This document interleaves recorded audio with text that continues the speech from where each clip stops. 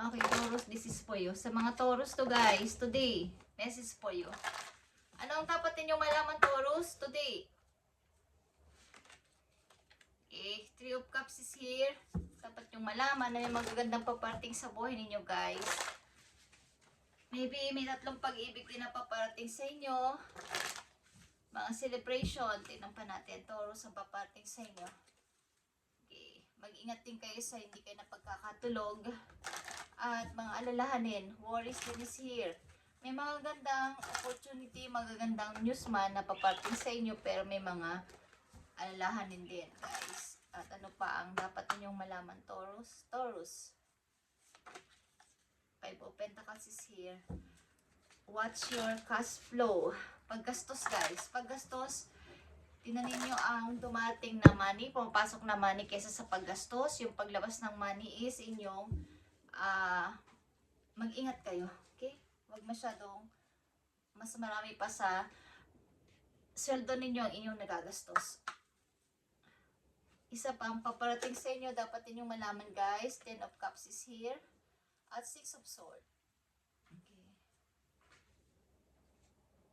Okay. Yeah. Maraming magagandang paparating sa inyo, guys. Mga good news, celebration, at pagkakagastusan din is nandito. At may mga alalahanin din kayong konti-konting naranasan sa kasalukuyan ninyo. But masaya naman ang buong pamilya. Maaring may celebration din na nangyari at pagsasama-sama ng buong pamilya. Guys, Taurus. Maaring ingatan nyo lang ang paglabas ng inyong money bukod sa inyong nasisweldo is maaring bawasan nyo ang mga hindi kailangan bilhin. Guys, takot kayo sa mga paparating na mensahe. Maaring lang sa inyo lumalayo sa ilan ninyong kamag-anak sapagkat may mga nasasabi sila sa inyong hindi magaganda. Okay, Taurus. Yes or no? Yield is 4. Effort wasted. Okay. So, mga dumarating sa inyong pera is ingatan ninyo. Katulad na sinabi ko, is pagmumulan ito ng inyong kawalan sa mga susunod ninyong linggo, buwan, guys, sapagkat iwasan ninyo ang pagbili o paggastos ng hindi kinakailangan, guys, lalo na pag may kinalaman sa maaring pagpapasikat o something paggagastos sa walang kabuluhan para lang masabing kayo ay tumutulong. Okay, ingatan ninyo ang inyong ipon, guys, sapagkat ang kasaganaan ay hindi naman palaging andyan kapag inyo itong na lang bahala ang paggastos. Okay, sa inyong mga napaghirapan o mga naipon is wala din naman tutulong sa inyo dito. Ibig sabihin, effort is wasted. Yung ginawa ninyong pagtulong, ginawa ninyong pag-i-effort sa kanila is maaaring kabaligtaran na mangyayari kapag kayo naman ang nawalan sapagkat kailangan nga ninyong i-watch. Mag-ingat kayo sa inyong paggastos. Hindi lahat ng oras is kayo ay bida kayo kapag kayo ang gagastos. So, yun ang ibig ko sabihin. Bida kayo sa kanila, maganda ang tingin nila sa inyo, pero pag wala na kayo, kaya parang pipintasan pa nila kayo o bibigyan kayo ng mga alalahanin o ng mga kwento-kwento. So kayo ay mag-ingat, Taurus. Message sa iyo, Taurus. Okay, intuition is here. So spirit and spiritual strength is here. Okay, sapagkat kayo ay maraming obligasyon, kayo nagdadala ng obligasyon sa inyong tahanan, maaaring kayo maraming problema at mga tinutulungan, binibigyan ng parang pagpapahalaga, hindi lang sa money, sa pag-aalala din at sa mga pag-aasikaso. Kaya ngayon kayo maging aware at makinig sa inyong sarili. Maaaring may paglayo din ditong mangyayari. Yeah. Speaking of aware, maging aware na sinabi ko, awareness is here at dito ang awareness.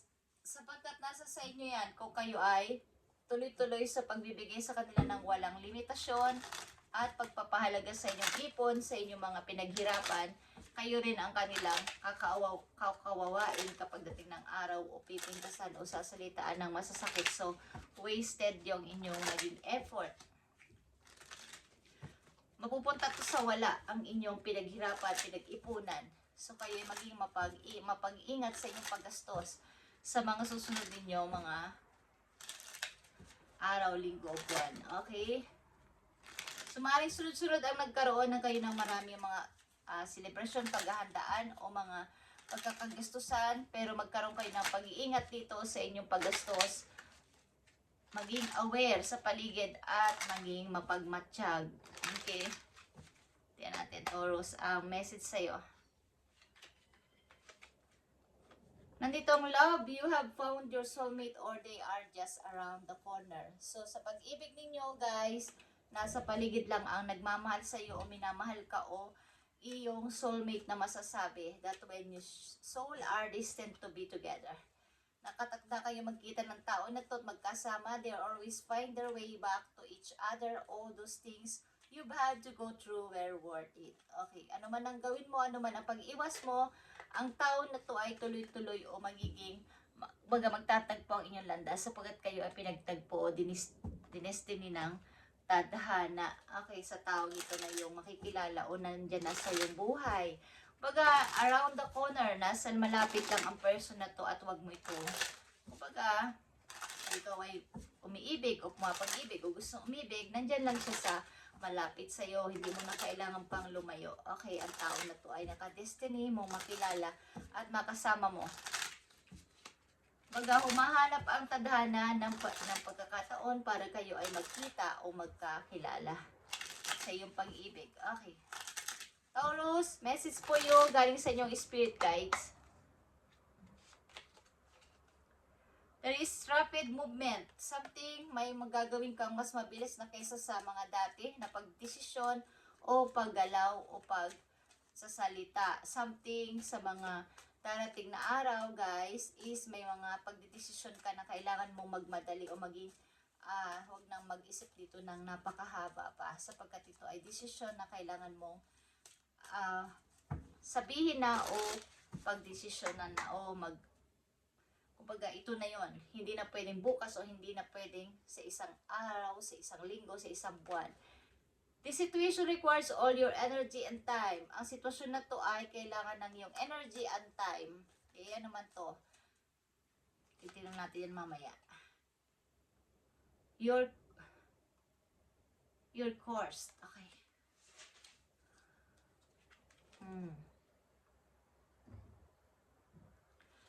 Kumbaga lahat nga ng inyong ginagawa sa pamilya ninyo, sa inyong mga magkamag-anak o sa malalapit sa buhay ninyo ay may effort naman na talaga. Ito ay gusto ng puso ninyo, pero ang nakakarami sa kanila ay hindi. Sad to say, hindi sila honest sa iyo ang mga tinutulungan mo. So kayo maging mapagmatsyag nga katulad ng sinabi ko.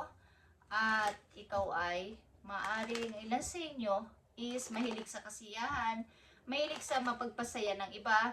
So, kabaligtaran ito sa kanilang mga naiisipan.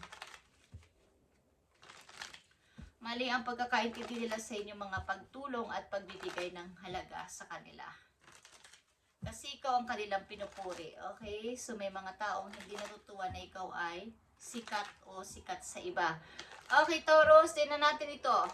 Ang sitwasyon mo na to nangangailangan ng energy at ng iyong time. Ano to? Send my message for Taurus. Send my message for Taurus. Kung ano to, kailangan niya ng energy and time. I need 3 messages dito. Kung bakit kailangan mo ng energy and time dito sa sitwasyon na to. So ito may kinalaman maybe sa'yo, mga gagawin nga sa buhay. Maaari may mga tao kang isasakripisyo sapagkat sila nga ay toxic na para sa'yo. Hindi mo na kailangan silang pakinggan sa kailang drama.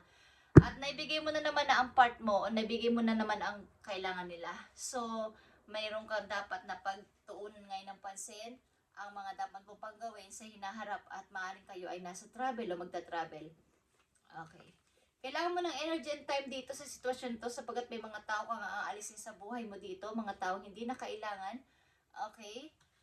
At kailangan mo mag-ipon ng energy dito sapagkat ito nga ay kailangan mo ng lakas dito sa mga taong gusto mo nang tanggalin sa buhay mo o mga tao gusto mo nang manahimik kasi. So, sa pagbibigay mo ng effort at ng mga panahon sa kanila, ikaw pa rin ang naging masama sa kanila. So may mga tao ka ditong kakalimutan na para ikaw naman ang, baga, sarili mo naman muna ang isipin mo sa ngayon.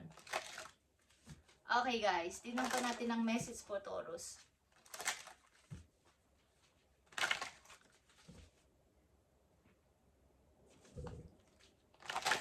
Okay.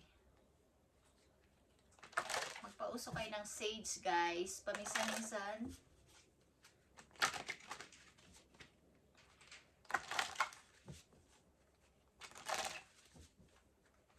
Tingnan pa natin ito guys, kailangan nyo mag-ipon ng energy dito. Mukhang marami mga tao may ayaw sa inyo sa kabila ng inyong pagbibigay ng effort at panahon sa kanila, pagbibigay ng halaga sa kanila. So, meron kayo lalayuan at papalayasin sa inyong buhay dito, okay? Yan natin. Yeah. Ten of Swords dito, mga taong nagtataksil, nagloloko sa inyo o maaaring tinitira kayo ng hindi nyo alam. Pagchichismisan kayo patalikod, maganda ang pakita sa inyo sa pagkaharap nyo sila, pero pag talikod nyo, kayo pa rin ang masama. Okay guys, so kailangan nyo dito maka-alis. Okay, speaking of pag-alis, 8 of Wands is here. Keep moving forward, Taurus. Yeah. Someone is walking away dito. Okay. So kayo, ilan sa inyong nandito Taurus ay maayos sa pananalapi. Kaya nga sabi ko, bago kayo mawala ng ipon, bago kayo maubusan ng inyong inipon, mga naitabing pera, watch your cash flow guys. Okay, nagbabadya dito ang kahirapan. Pag kayo tuloy-tuloy sa paggastos sa walang kaparakan sa buhay, pagbibigay ng walang limitasyon, at hindi pinapalagahan ng inyong ipon guys. Okay, maniwala kayo na kayo pa rin ang kawawa sa bandang huli kapag kayo ang nawalan. So maging aware kayo at tigilan na ang masyadong pagpasan na mga bagay na hindi naman dapat kayo lahat ang nagpapasan. Mga problemang may dapat namang umako, may dapat naman tumulong, may dapat namang mag-share, pero kayo lahat ang gumagawa nito is hindi maganda yun guys. Pagmumulan nito ng pagkahirap o kahirapan. Okay? So kung kayo ay sagana sa mga nakaraan yung mga bawa, sagana kayo sa ngayon, ipagpatuloy ninyong kayo ay sagana at ipunin. Okay? Ito ay para sa iyo. Kung meron ka mang maiibigay sa kanila is, yun yung gusto mo lang ibigay, pero lagyan mo ng limitasyon. Hindi yung ikaw ay minamanduhan at mayroong parang nakatakda na talaga doon. Okay? Sa mga gagawin nyo sa buhay, mga gagawin nyo, mga schedule nyo, huwag kayo magpa-late something. Huwag kayo magpa-late sapagkat dito ang pagmumula ng pagkadilis ng inyong pag-angat sa pera. Okay? May mga pagdidesisyon lang kayo sa mga darating na araw, guys. Maaaring pagpapalit ng career o something relocation, something pagpunta ng ibang lugar is meron. Mag-a-appear ito sa inyo. Okay? Sa mga Taurus na nandito. At sa pag-ibig nyo, is nasa tabi-tabi nyo lang ito. Mukhang malapit ito sa inyo. Mukhang ito ay nakakausap nyo na, kakilala nyo na as in. At kahit anong mangyari, kahit anong pag-iwas nyo, paglayo nyo, pagkakayalayo ninyo is pagtatagpuin kayo ng tadhana sapagkat kayo ang nakatagda para sa isa't isa. Kayo ay soulmate na masasabi ng tao na to. Okay? Soulmate kayo masasabi ng tao na to. Okay, Taurus, thank you and God bless. At ito ang inyong message today. Pag-ingatan ninyo ang ipon nyo at huwag kayong masyadong, pahalagahan nyo ang inyong pinaghirapan. Sapagkat hindi nyo alam kung kailan kayo yung mga ngailangan at wala kayong makuha. Okay, guys. Thank you, Taurus, and God bless sa inyong lahat, guys. Okay? Thank you, Taurus. And God bless. Kung ano man ang inyong ginagawa at gagawin pa sa mga susunod na araw, is ang reading nyo ngayon ay may kinalaman sa inyong pagtulong sa kapwa. Nakikita ko dito. At pag-iipon nyo ng money, yung paggastos nyo ng pera, hindi masama ang pagtulong, bigyan ng limitasyon at pagtingin sa sarili. Sapagkat kayo na ang nauubusan. May mga tao kayo dito, pagdedesisyon nyo na alisan o ikat sa inyong buhay. Baga, tanggalin ang komunikasyon sapagkat sobra na. Okay, Taurus? Thank you and God bless.